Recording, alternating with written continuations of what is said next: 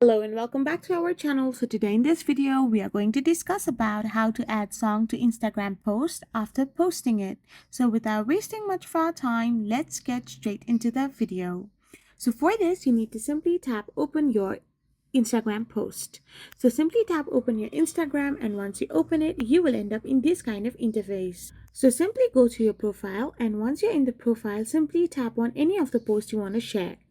So you cannot directly edit your post, like you cannot directly add your music to the post if you have already posted that particular video or that particular post. But all you can do is simply tap open that post, hit the airplane like option, and it will allow you to add to story. So once you tap on add to story, it will be on your story feed. So now simply tap on the music like icon, and then you can select any of the music you want to add, and then hit on the arrow like option, and you will be all set with your sticker of music right on your post, which you can hit on your story. So after doing this you will be able to add a song to your Instagram post after posting it. I hope you found this video helpful, so don't forget to hit that subscribe button and to give us a thumbs up. We will be back again with more informative videos. Thank you for watching.